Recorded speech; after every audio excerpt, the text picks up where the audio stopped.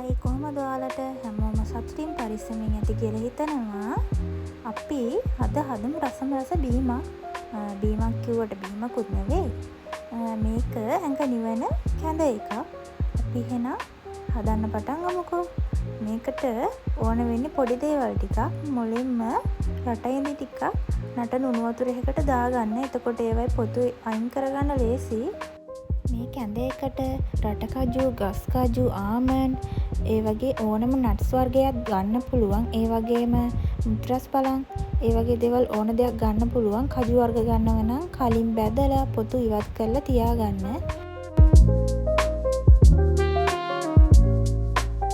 අපනකයි මේ කැඳ එකට පැලමුන් වගේ දේවලුත් දාගන්න. පැලමුන් කියන්නේ පැල කරගත්ත මුං ඇට.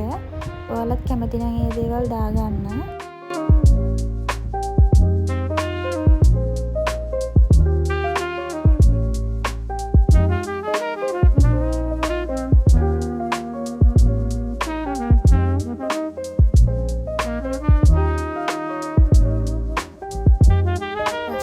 කැඳ එකේ ලස්සන පාට ගන්න මේ විදියට සීනි හැන්දක් විතර දාලා මේ වගේ වතුර නොදා කැරමල් කරගන්න. ඒ කියන්නේ සීනි ටික දිය කරගන්න හොඳට දුඹුරු පාට වෙනකන්.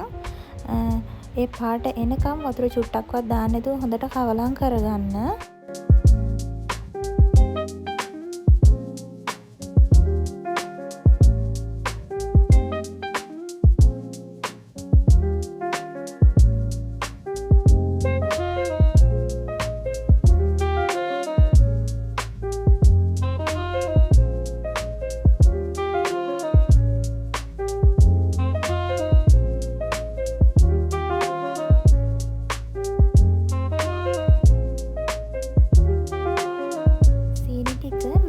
දුඹුරු පාට වීනෙද්දී හොඳට කලවම් කරන ගමන් ඉක්මනටම කර වෙන්න නොදී මේ වගේ වතුර ටිකක් දාන්න. ඔය වගේ අකර දැබ්බත් එනවා. ඒව ගැන හිතන්න එපා. බලන්නකො ඉතින් තැනට සුදුසු නුවණ මගේ.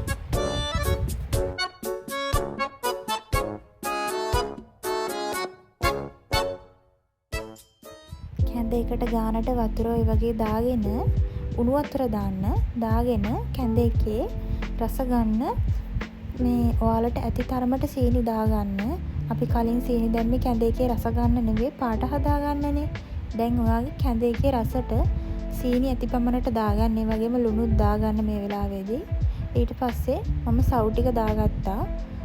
මුලින්ම කියනවනේ මම හේදුවේ නැහැ. පමණක් ඔය හොදලත් ගන්නවා. මම සව් ටික හේදුවේ නැහැ.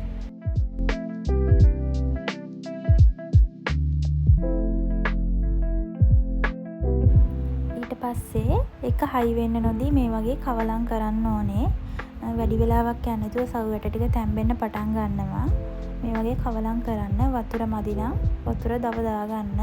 මට වතුර මදි වෙලා මම ඉස්සරහට තව වතුර දාගන්නවා. උණු වතුර තමයි වතුර මදි වුණොත් දාන්නේ.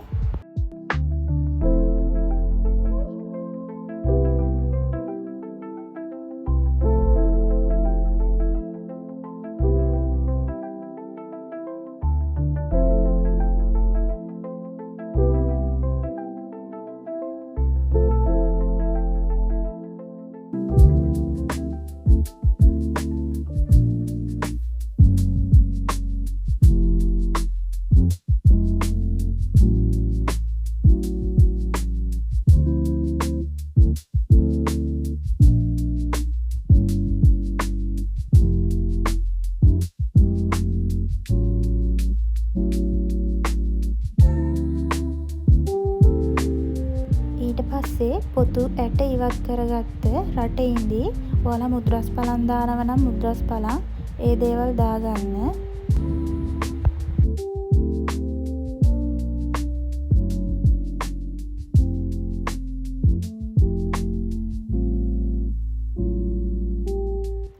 ඊළඟට වැනිලා තේ හැන්දක් දාගන්න. ඔයාලා එනසල් දානව නම් එනසල්තුත් කබලේ බැදලා මේ වෙලාවටම දාගන්න.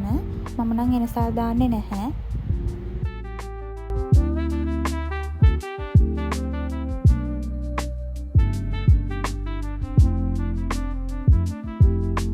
සව් එක ඝන වීගෙන ඉද්දි මේ වගේ හොඳට කවලම් කරන්න. ඊට පස්සේ හොඳ උකුකු පොල් කිරි ටිකක් සව් එකට මේ වගේ දාගන්න.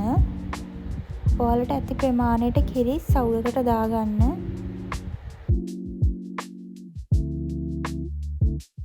සව් එක අපිට බොන්න පුළුවන් විදියට වගේම කන්න පුළුවන් විදියටත් හදාගන්න පුළුවන්. ඒක තීරණය වෙන්නේ ඔයාලා දාන වතුර පොල් කිරි ප්‍රමාණය අනුව තමයි. වතුර පොල් කිරි ගොඩාක් දාගත්තොත් සව් එක මිදෙන්නේ නැහැ.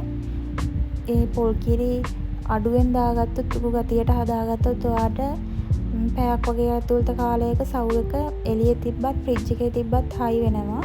ඒ නිසා පොල් කිරි අඩුවෙන් දාගන්න ඔයා සව් කන්න කැමති නම්.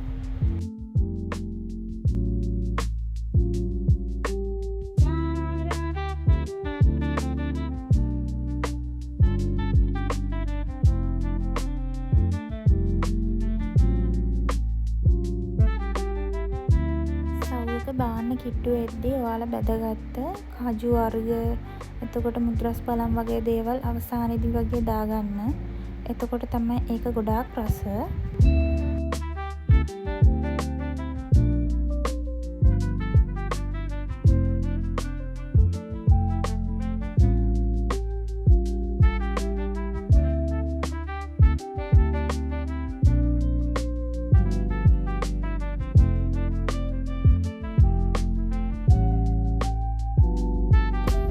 වීඩියෝ එකකින් ආයෙ එනකම් හැමෝම සතුටින් පරිස්සමෙන් ඉන්න. බුදු සරණයි.